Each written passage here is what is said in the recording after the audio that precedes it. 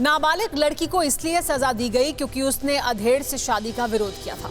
हत्या के आरोपियों को स्टेडियम में सरेआम मौत के घाट उतार दिया गया। गायकों के चेहरे पर काला रंग पोतकर पूरे शहर में घुमाया गया। 25 सितंबर 1996 को काबुल पर तालिबान ने कब्जा किया था और उसके बाद अफगानिस्तान से इसी तरह की खबरें दुनिया सुनती और देखती थी।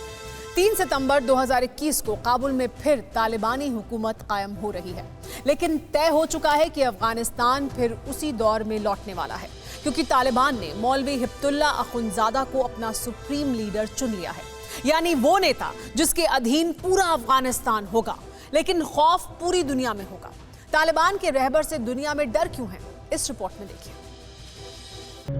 जुबान कुछ भी हो, लेकिन पैगाम साफ है। पैगाम ये कि 2 दशक के खून खराबे के बाद, 20 साल तक बारूद बरसाने के बाद, हजारों बेगुनाहों का कत्लेआम करने के बाद काबुल की कांटों वाली गद्दी पर तालिबानी हुकूमत काबिज होने वाली है और अब खौफजदा होने की बारी दुनिया की है। इसीलिए अमेरिकी हथियारों की परेड के बाद तालिबान ने दहशत फैलाने के लिए एक और प्रोपेगेंडा तैयार कर लिया है। ये 3 तस्वीरें तालिबान का वो नया तमाशा है जिन्हें दुनिया में दहशत फैलाने के लिए जारी किया गया है। तालिबान ने ऐसे कई वीडियो जारी किए हैं जिनमें अमेरिका और अफगान आर्मी की वर्दी में तालिबानी ताकत की जोर आजमाइश कर रहे हैं।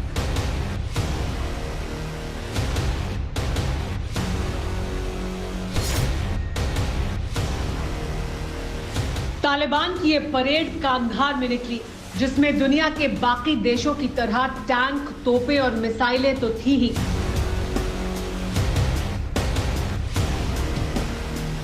लेकिन जो किसी मुल्क के पास नहीं है वो भी परेड में था। तालिबान की इस परेड में फिदाइन कारें भी थी। मसलन तालिबान की परेड में सुसाइड बम थे, बारूदी बेल्ट थी जिसे जिस्म पर बांधकर तालिबानी मौत बांटते हैं। इसके अलावा बैरल बम से लेकर विनाश का वो हर हथियार था जिसके जरिए 3 दशक से तालिबान तबाही का मंजर लगाते रहे हैं।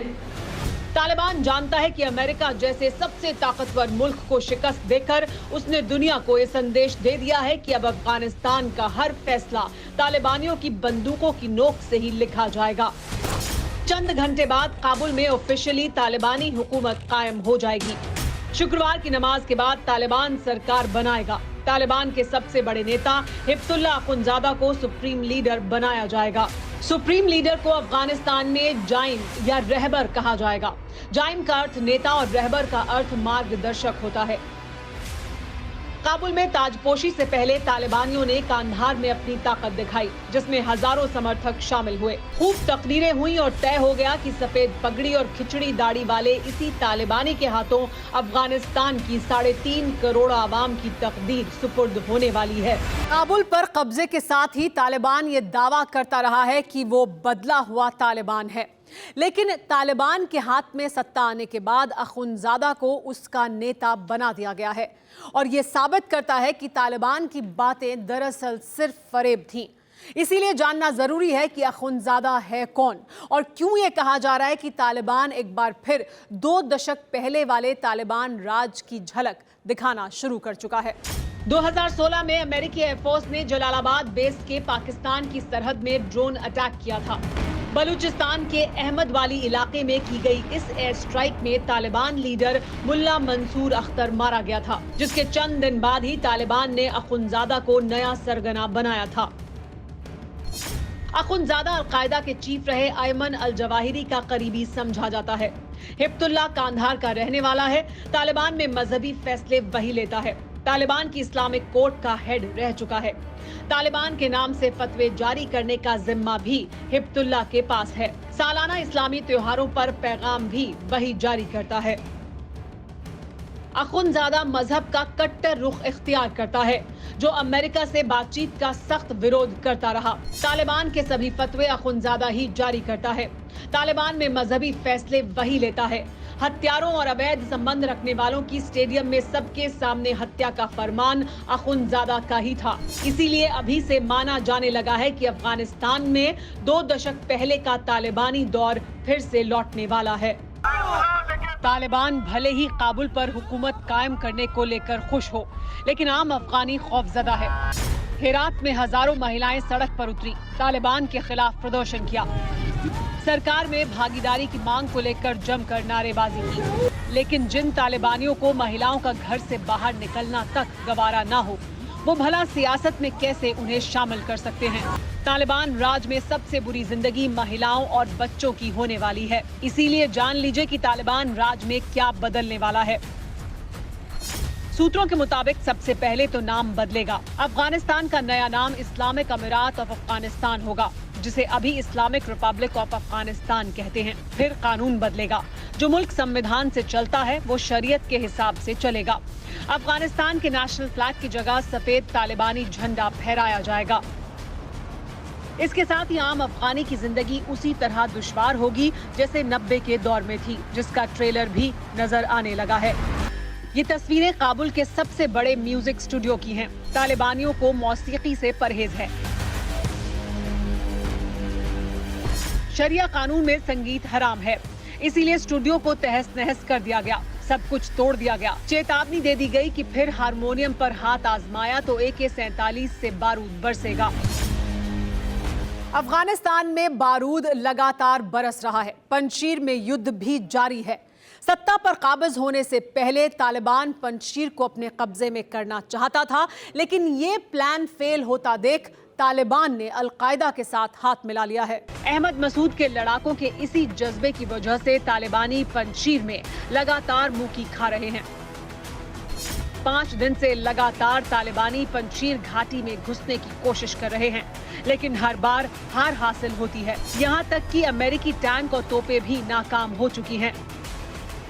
इसीलिए तालिबान ने अब पंजशीर फतह के लिए आतंक की खौफनाक चाल चली है। सूत्रों के मुताबिक तालिबान ने अलकायदा से हाथ मिला लिया है। सीरिया से अलकायदा के हजारों आतंकी अफगानिस्तान पहुंचे हैं, जिन्हें खास तौर से पंजशीर पर कब्जे के लिए लाया गया है। अमेरिकी टैंकों और हमवी के साथ अलकायदा के सैकड़ों आतंकियों ने पंजशीर कूच किया। दोनों तरफ से भीषण गोलीबारी के बीच कई तालिबानी मारे गए हैं। वहीं तालिबान ने भी नॉर्दर्न अलायंस के 38 लड़ाकों को मार गिराने का दावा किया है। इस बीच पंजशीर ने तालिबानियों के सामने 4 शर्तें रखी थी। पहली ये कि उनके हथियार नहीं लिए जाएंगे। दूसरी, सरकार में 30% हिस्सेदारी मिलेगी। तीसरी शर्त ये थी कि पंजशीर के गवर्नर से लेकर हर ऑफिसर वहीं तैनात करेंगे।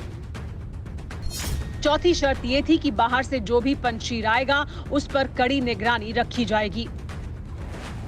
लेकिन तालिबान ने इन सभी शर्तों को मानने से इनकार कर दिया है। इसीलिए पंजशीर के लड़ाकों ने तालिबान को जंग से ही निपटने की चुनौती दे दी है।